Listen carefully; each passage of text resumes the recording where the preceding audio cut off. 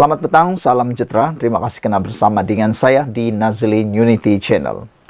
Ini keputusan terkini Parti UMNO berkait dengan keputusan Lembaga Pengampunan tidak membebaskan Najib Tun Razak daripada penjara secara serta-merta.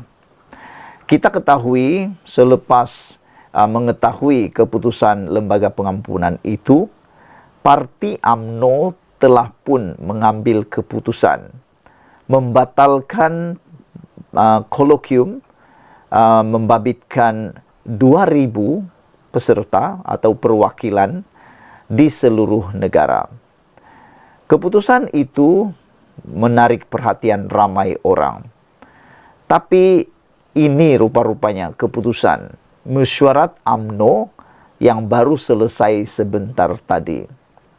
Menurut parti itu, mereka akan meneruskan usaha pembelaan untuk Najib.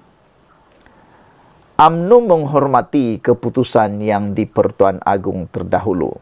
Sultan Abdullah, Sultan Ahmad Shah mengurangkan hukuman penjara dan denda bekas Perdana Menteri Najib Razak.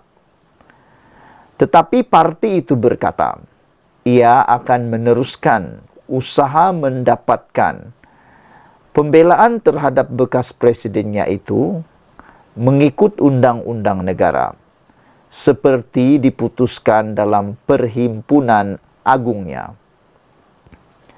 UMNO ingin menegaskan pembelaan terhadap Najib dibuat kerana merasakan beliau tidak mendapat keadilan seawal proses perbicaraan. Sehubungan itu, UMNO berharap atas prinsip keadilan, Perdana Menteri akan sama-sama menjunjung semangat ini. Katanya dalam kenyataan yang dikeluarkan selepas mesyuarat khas Majlis Kerja Tertinggi di Menara Datu On, Pusat Dagangan Dunia Kuala Lumpur sebentar tadi. UMNO akan terus berusaha dan kita akan kumpul tanda tangan ketua bahagian UMNO dari seluruh negara untuk kita merayu kepada Yang di-Pertuan Agong untuk mempertimbangkan sekali lagi pengampunan diraja ke atas Najib, katanya. UMNO akan teruskan usaha pembelaan untuk Najib. Saudara-saudara sekalian, apa pendapat kamu tentang isu kali ini? Adakah anda juga bersetuju dengan tindakan UMNO untuk meneruskan pembebasan Najib? Seperti yang telah dikatakan oleh banyak penganalisis politik, pemerhati politik bebas di seluruh Malaysia, terdapat pelbagai implikasi kepada politik maupun ekonomi dalam negara Malaysia akibat daripada keputusan yang telah diumumkan semalam.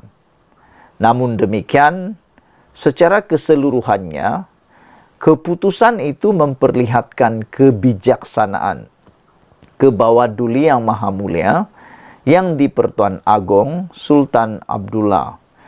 Baginda membuat keputusan yang dianggap luar biasa bijak, kerana Baginda secara tidak langsung telah menghantar satu isyarat kepada ramai pemerhati politik maupun orang-orang politik bahawa Baginda masih lagi tidak mengampuni sepenuhnya kesalahan Najib, dan menurut netizen kerana masih lagi dianggap Najib bersalah di dalam kes SRC internasional.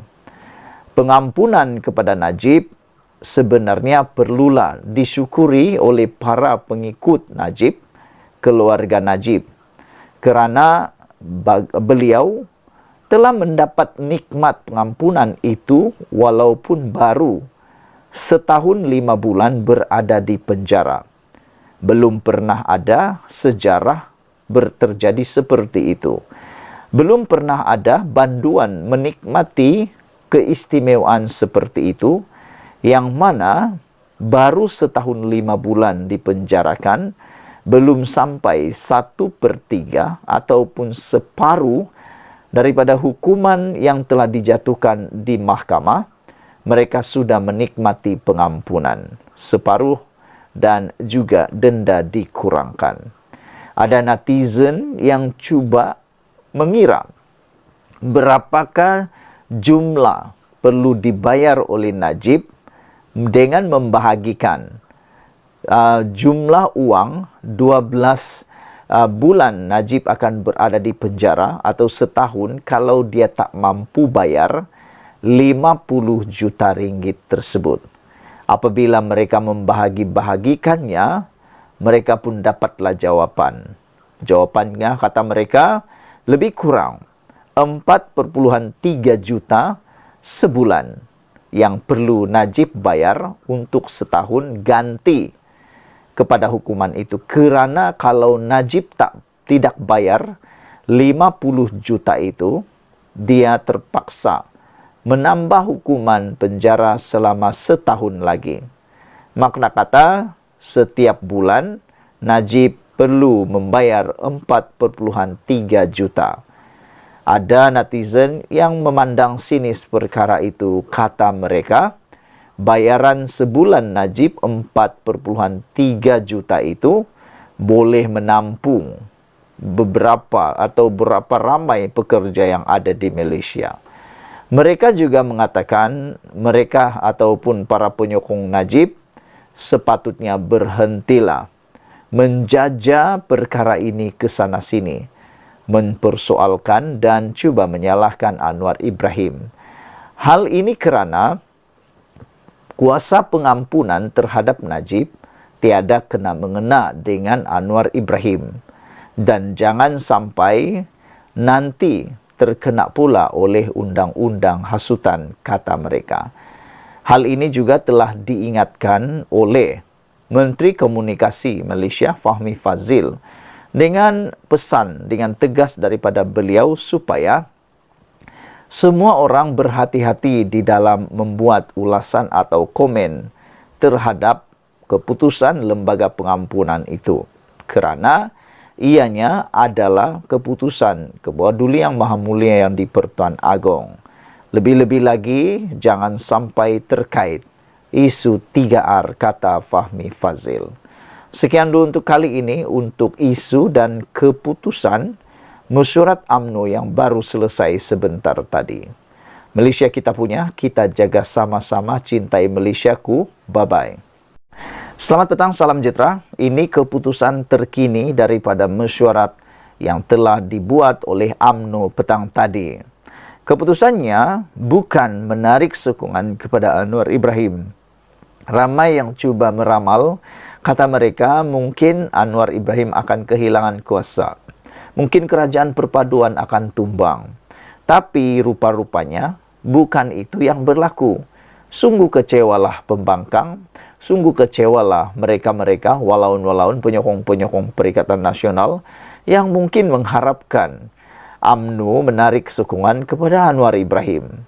Kesianlah mereka kerana sangkaan itu tidak tepat sama sekali. Meleset jauh ke laut, jauh ke bulan. Tidak seperti yang dijangkakan. Barisan Nasional UMNO tidak menarik sokongan, tetapi mereka juga tidak menyatakan menyalahkan Anwar Ibrahim. Mereka akhirnya bersepakat akan merayu pada Sultan Ibrahim untuk pengampunan penuh Najib. Ini hak UMNO dan hak Najib. Tiada siapa yang boleh tolak, tiada siapa yang boleh menghalangnya. Semua rakyat Malaysia berhak untuk mendapatkan pengampunan itu. Namun, persoalan besar ialah, adakah Najib berjaya mendapat pengampunan kali kedua? Dan adakah Najib akan dilepaskan daripada penjara oleh Sultan yang di-Pertuan Agong Baharu, yang mana kita pun tahu baginda adalah sultan yang amat tegas, lain daripada yang lain. Saya rasa yang di Pertuan Agong baru, yaitu Sultan daripada Johor, Baginda, mungkin tidak akan melayan buat seketika permohonan Najib tersebut. UMNO akan rayu pada Sultan Ibrahim untuk pengampunan penuh Najib.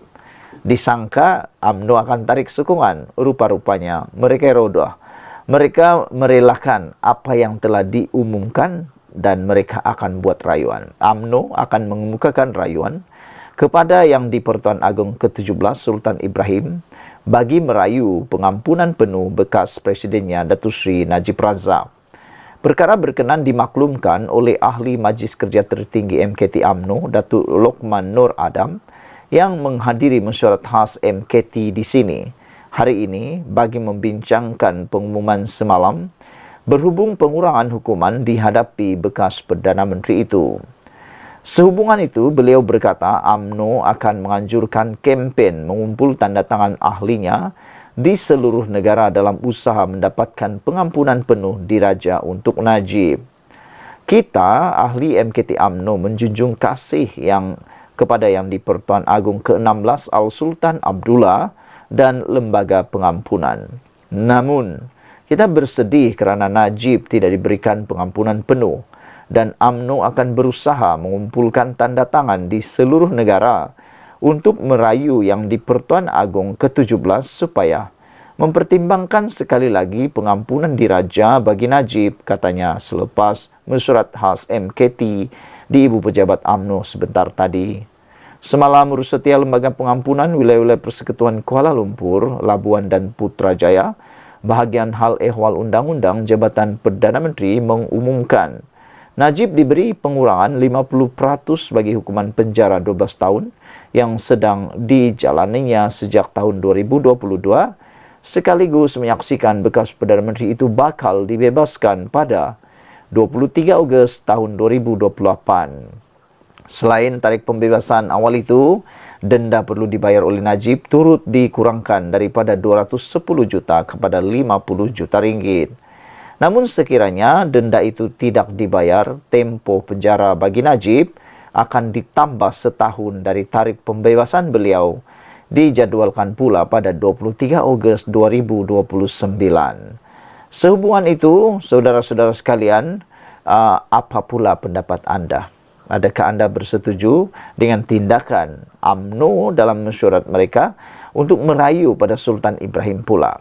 Dan persoalan yang lebih besar ialah apakah reaksi Sultan Ibrahim yang di Pertuan Agong kita yang baru dalam kes Najib ini?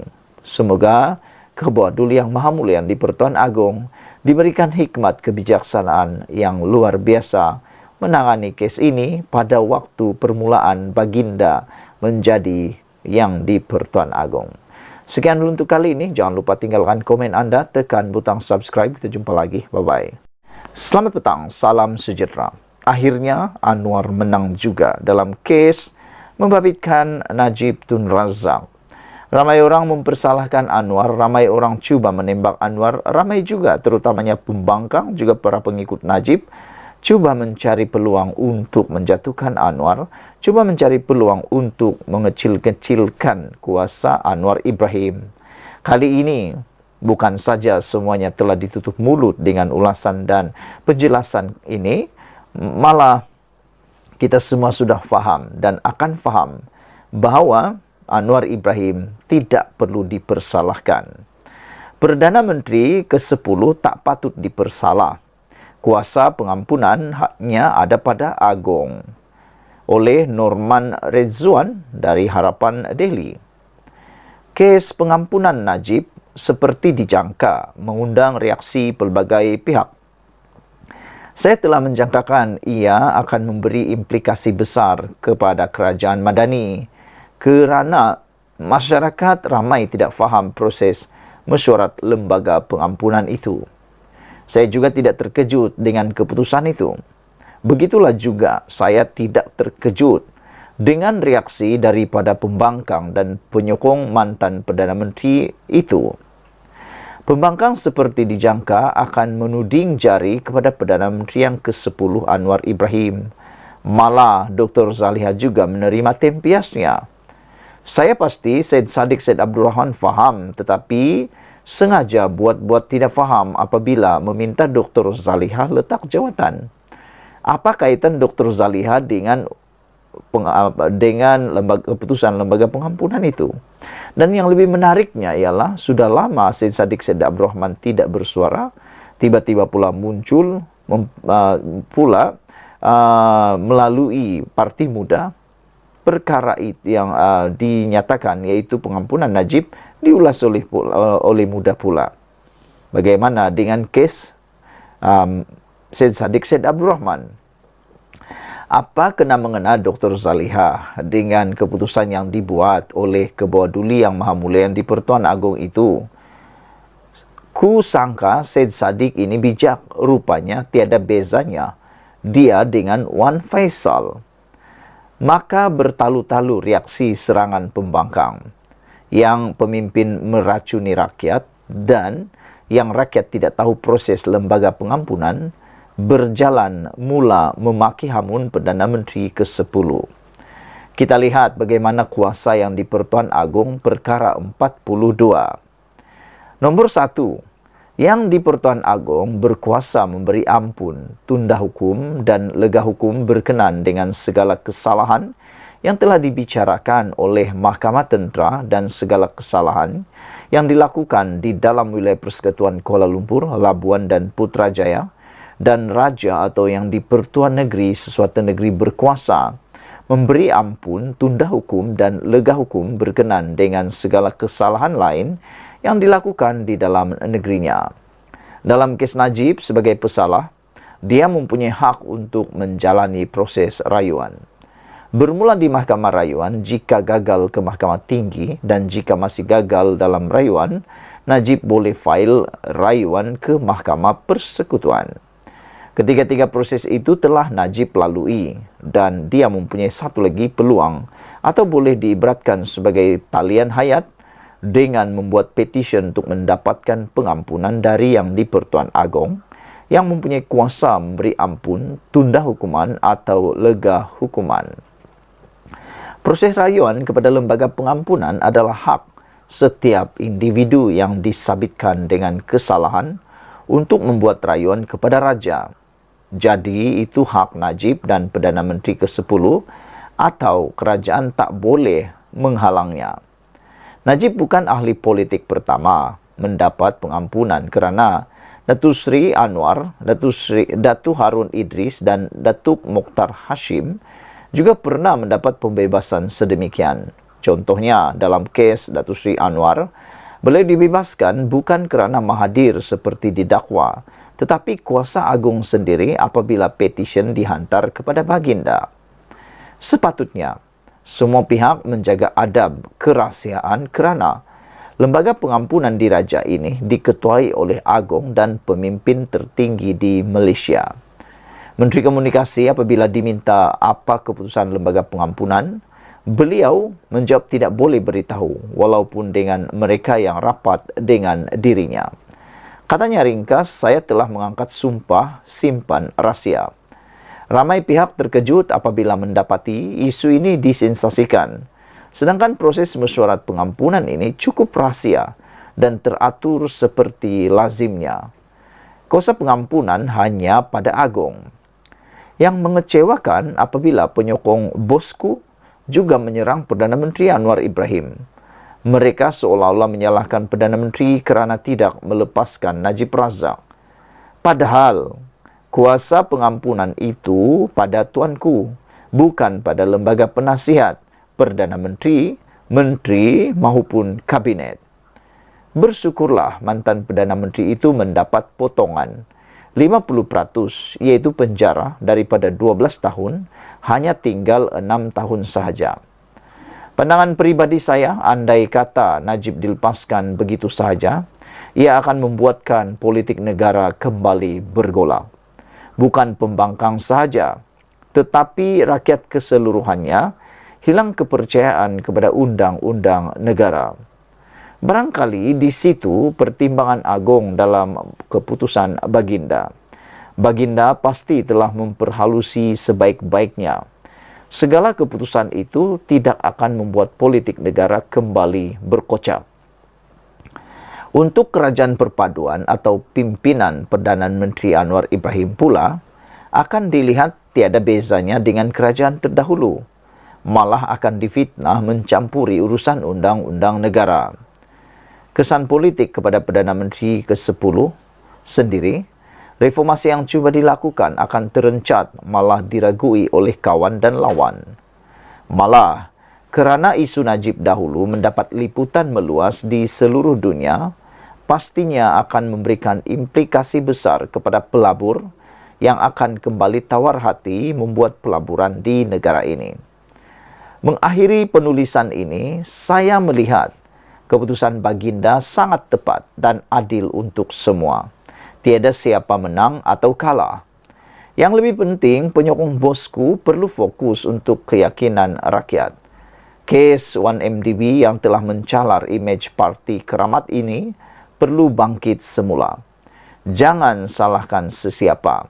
UMNO tewas teruk dalam 2 pilihan raya sebelum ini. DAP pun tidak bersama mereka. Ini bukan isu bersama dengan PH atau tidak, tetapi bagaimana mereka ingin memulihkan keyakinan orang Melayu yang menolak parti itu sejak 2018 lagi. UMNO kena ambil peluang sebagai sebagian daripada kerajaan dengan kuasa yang ada untuk mereformasikan negara dan parti. Ia tentang masa depan negara dan parti, bukan individu yang datang dan pergi. Kita kena fokus dalam reformasi negara. Ini adalah harapan rakyat. Selepas negara kita mengalami krisis ekonomi sehingga terhutang sebanyak 1,5 triliun akibat pengurusan negara yang lemah dan korup. Sekian untuk kali ini. Jangan lupa tinggalkan komen Anda, tekan butang subscribe. Kita jumpa lagi. Bye-bye.